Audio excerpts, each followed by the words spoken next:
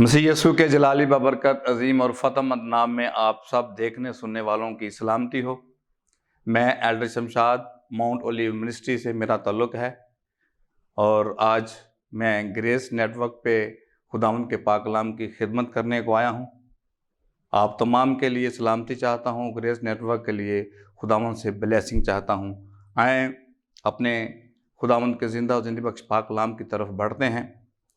हमारी पहली तलावत होगी यूहन्ना की अंजील, उसका 18 बाब और उसकी 28 आयत, जिसमें लिखा है, फिर वो यीशु को कायफा के पास से किला को ले गए और सुबह का वक्त था और वो खुद किला में ना गए ताकि नापाक ना हों बल्कि फसा खाएं। इसकी दूसरी तलावत यूहन्ना की अंजील, उसका 19 बाब और उसकी 14 आयत। ये फसह की तैयारी का दिन और छठे घंटे के करीब था। फिर उसने यहूदियों से कहा, देखो ये है तुम्हारा बादशाह। मेरे अजीज़ों, आज हम फसह के हवाला से खुदावंद के पाक कलाम में से सीखेंगे कि यीशु मसीह जुमेरात को फसह खाकर गिरफ्तार हुए हैं, लेकिन ये यहूदी लोग ये कह रहे हैं कि हमने फसह खानी है, यानी जुम्मे के दिन। आज हम ये सीखेंगे कि यीशु मसीह ने कौन सी फसह खाई है और ये लोग कौन सी फसह की बात करते हैं। मेरे अजीजों, फसह का लफ्ज़ तकरीबन बाइबल में 80 मरतबा आया है। फसह को अबरानी ज़बान में पिसा कहते हैं, जिसका मतलब है छोड़ देना या नज़रअंदाज करना। अगर हम खुरूज 12 बाब में पहली फसह के मतलब अगर देखें तो वहाँ खुदा ने मुकद्दस मूसा के मार्फत बनी इस्राएल कौम की जमात से ये पैगाम भेजा कि ये लोग निसान का महीना उसकी 10 तारीख को अपने घराने के हिसाब से एक बछड़ा, एक बर्रा ले आएं जो यकसाला और नर यानी भेड़ या बकरी का यकसाला बच्चा हो। अब फसह का मतलब है छोड़ देना या नजरअंदाज करना। आज हम ये सीखेंगे कि इसका ये मतलब क्यों है। मेरे अजीजों, जब वो 10 तारीख को बर्रा लेकर के आएंगे और 14 तारीख को उसको ज़िबा करेंगे, तो खुदा ने कहा कि उसका थोड़ा सा खून बर्तन में लेकर अपनी चौखट पर और दोनों बाजुओं पर खून लगा देना। जब मौत का फरिश्ता रात को पिलोठों को मारने के लिए जब आएगा, तो जिन दरवाजों के ऊपर ये खून लगा हुआ होगा उनको वो छोड़कर या नजरअंदाज करके चला जाएगा। ये है फसह का मतलब। और मेरे अजीजों, फसह का जो जानवर है वो यकसाला होना चाहिए, यानी कि 1 साल का होना चाहिए, वो भेड़ का हो या बकरी का हो। इसका मतलब यह है कि 1 साला जानवर के अंदर जो है वो मादा तौलीद यानी कि औलाद पैदा करने की सलाहियत नहीं होती, उसके अंदर गुनाह करने की सलाहियत नहीं होती। और दूसरी बात जो है यकसाला की, कि हर साल, क्योंकि ये जो फसह है, ये जो बर्रा है, ये जो फसह के बर्रे काटे जाते हैं, ये जो दुनिया में काटे जाते थे, ये जो यीशु मसीह की नकल थी, असल में ये साल बा साल काटे जाते थे। इसलिए इसको यकसाला भी कहा गया है कि ये जानवर साल बा साल कटते थे। दूसरी बात उसमें लिखा है कि उनका खून दरवाजे की चौखट के दोनों बाजुओं पर लगाना और उसकी कोई हड्डी ना तोड़ी जाए और उसको आग पर भूना जाए। गोश्त को रात खत्म कर देना और ये कड़वे साग पात के साथ और बेखमीरी रोटी के साथ इसको खाना। आए हम सीखते हैं कि अगर यीशु मसीह ने जुमेरात को फसह खाई है, तो ये जो यहूदिया के यहूदी हैं ये कह रहे हैं कि हम जुम्मे को फसह खाएंगे। आज हम ये सीखेंगे कि यीशु मसीह ने जुमेरात को क्यों फसह खाई और ये लोग यहूदी जो हैं ये क्यों जुम्मे को फसह खाएंगे। जो गलील के जो यहूदी हैं वो एक सुबह से दूसरी सुबह तक एक दिन वो गिनते थे।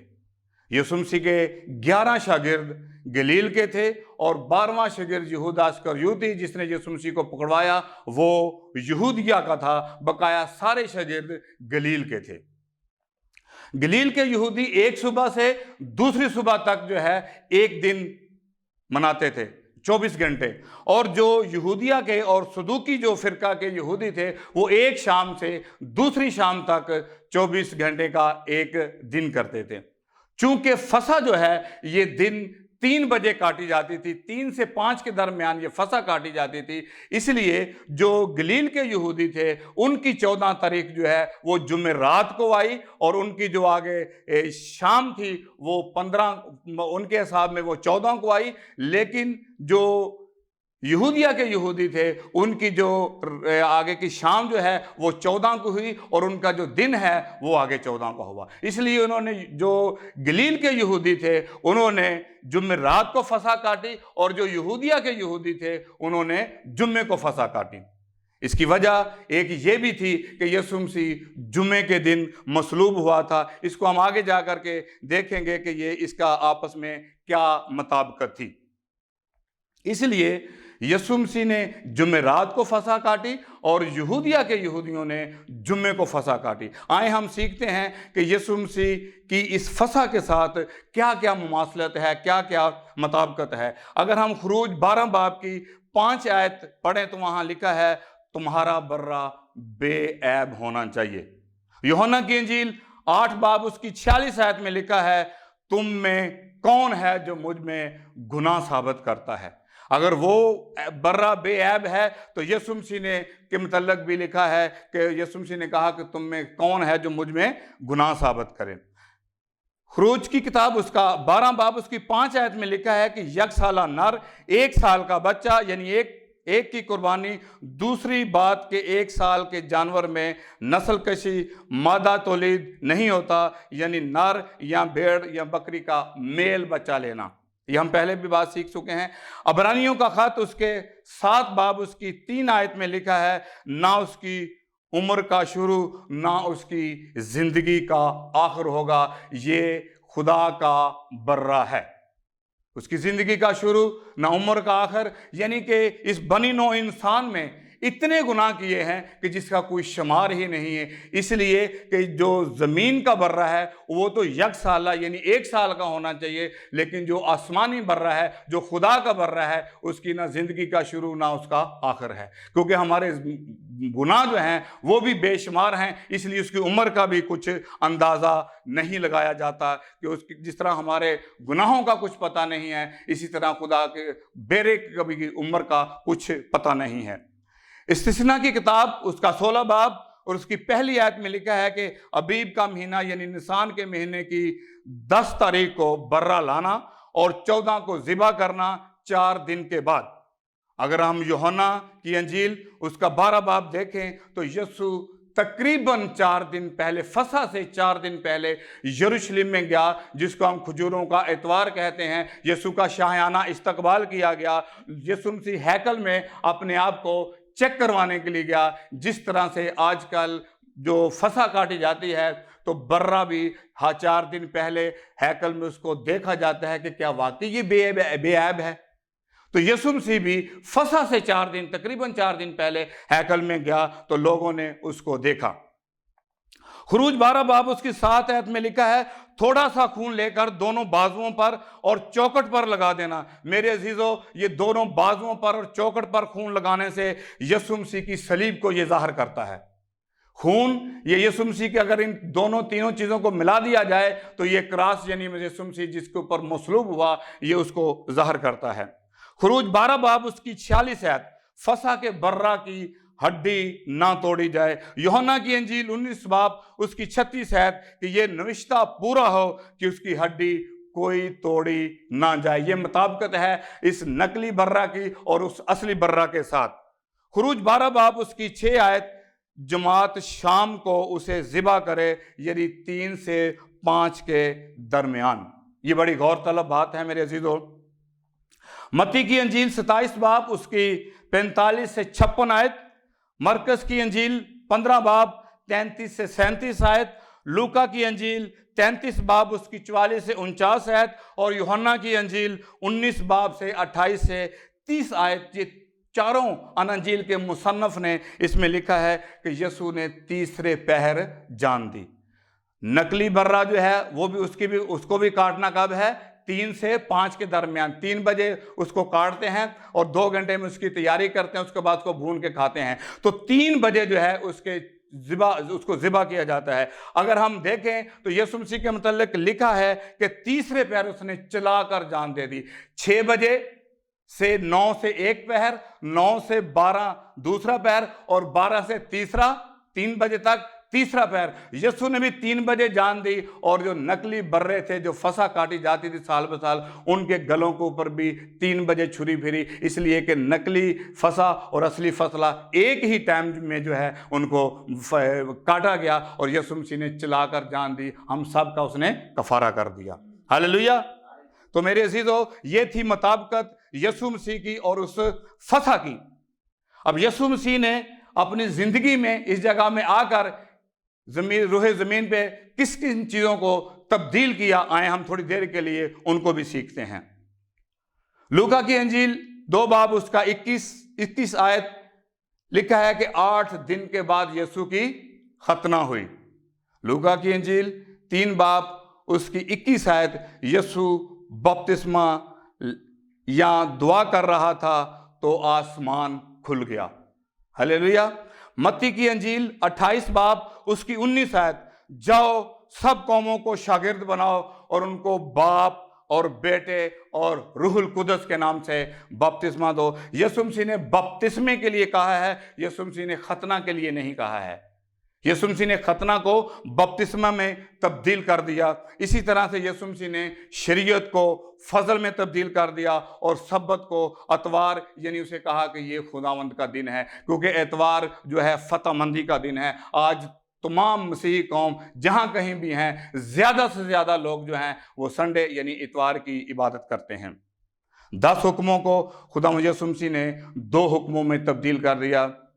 तो अपने खुदावंद खुदा से अपनी पूरी जान, पूरी अकल, पूरे दिल से और पूरी ताकत से खुदावंद खुदा से मोहब्बत रखना, और दूसरा ये कि अपने पड़ोसी से अपनी मानद मोहब्बत रखना। और एक नया हुक्म दिया। यीशु मसीह ने कहा, यूहन्ना की अंजील 13 बाब उसकी 34 से 35 आयत में लिखा है कि जिस तरह मैंने तुमसे मोहब्बत रखी, तुम भी आपस में एक दूसरे से मोहब्बत रखना।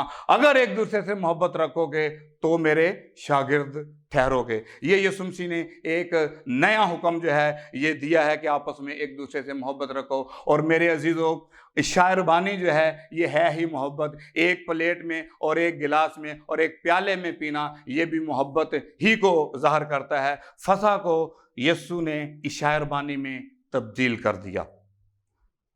लूका की अंजील 22 बाब उसकी 7 से 13 आयत पढ़ें तो वहाँ यही लिखा है कि यीशु मसीह ने शायरबानी अपने शागिर्दों को दी। लूका की अंजील 22 बाब उसकी 19 और 20 आयत, मेरी यादगारी में यही किया करो।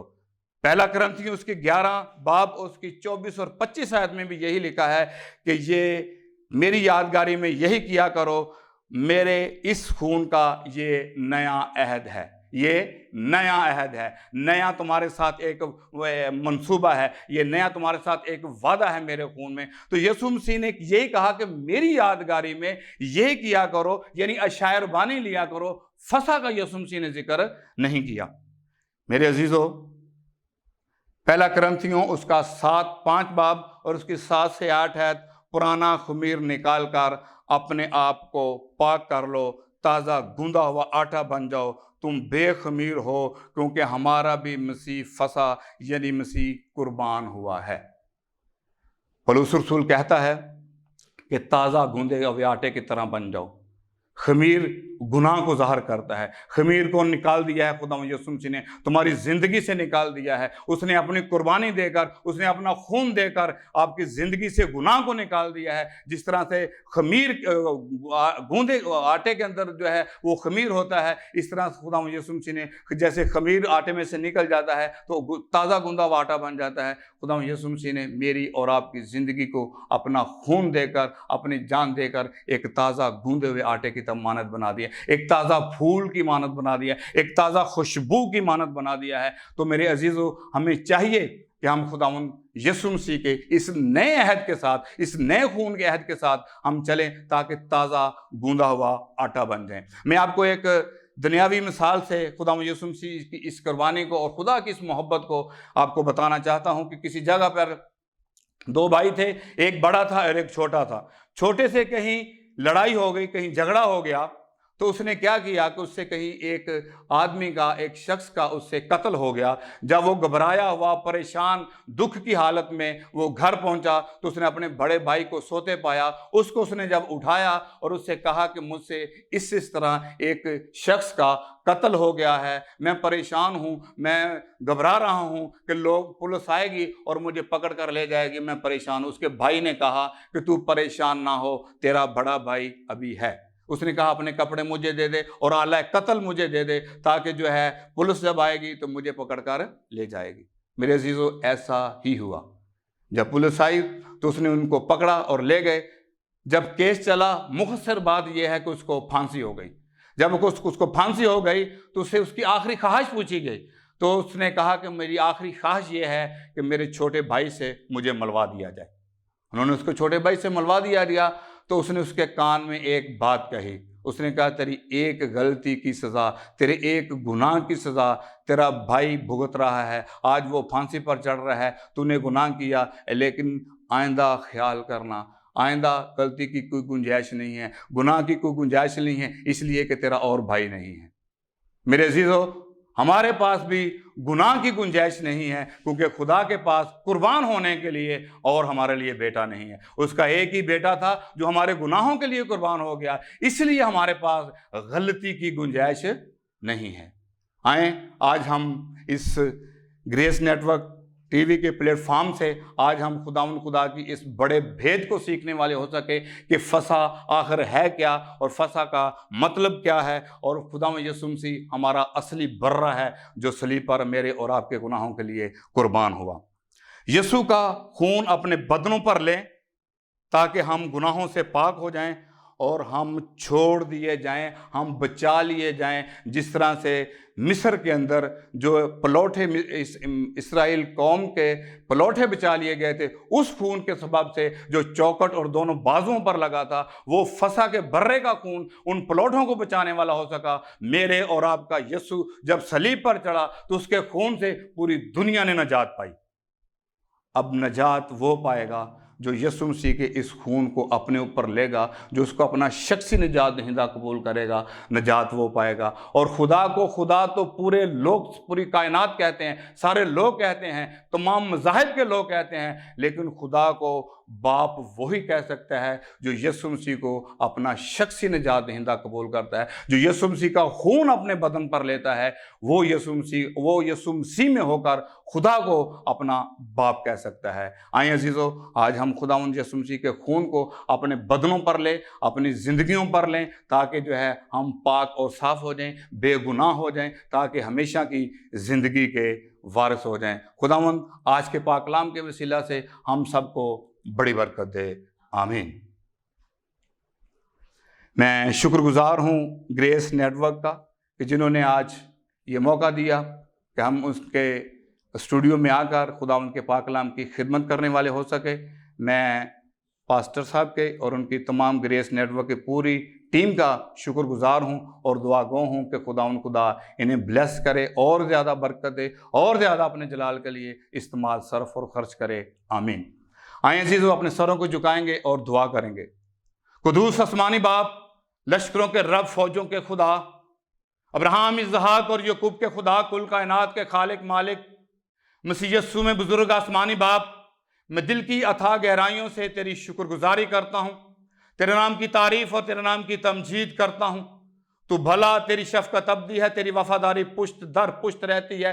زندہ آسمانی باپ، میں وفادار خدا کے لیے تیری شکر گزاری کرتا ہوں، اور تیرے بیٹے کے لیے خدا کہ جس نے ہم سب کے گناہوں کی خاطر قربان ہوا، میں تیرے بیٹے کے لیے بھی تیری شکر گزاری کرتا ہوں۔ تیرے پاک کلام میں لکھا ہے، خدا نے دنیا سے ایسی محبت رکھی کہ اس نے اپنا اکلوتا بیٹا بخش دیا تاکہ جو کوئی اس پر ایمان لائے ہلاک نہ ہو بلکہ ہمیشہ کی زندگی پائے۔ اے میرے خدا بخش دے کہ ہم تیرے بیٹے کے نقش قدم پر چلیں تاکہ ہمیشہ کی زندگی کے وارث ہوئیں۔ اے میرے خدا جتنے لوگوں نے آج تیرے پاک کلام کو سنا ہے، سیکھا ہے، سمجھا ہے، اور میں تیری منت کرتا ہوں کہ ان کو عمل کرنے کی بھی توفیق عطا فرما۔ ہم تیرے بیٹے یسوع مسیح ناصری کو اپنا شخصی نجات دہندہ قبول کریں اور اس کا خون اپنے بدنوں پر لیں تاکہ ہم گناہوں سے پاک ہو جائیں۔ میں تیری شکر گزاری کرتا ہوں، تیرے نام کی تعریف اور تیرے نام کی تمجید کرتا ہوں۔ ایک دفعہ پھر میرے خدا اس نیٹ ورک کے لیے، اس کی پوری ٹیم کے لیے دعا کرتا ہوں، انہیں اے خدا بلیس کر، برکت دے اور اپنے جلال کے لیے استعمال، صرف اور خرچ کر۔ میرے خدا دعا منت کو سن قبول کر۔ یہ دعا تیرے بیٹے اپنے منجی خداوند یسوع مسیح کے نام سے مانگتا ہوں، آمین۔ باپ، بیٹے اور روح القدس کے نام سے، آمین۔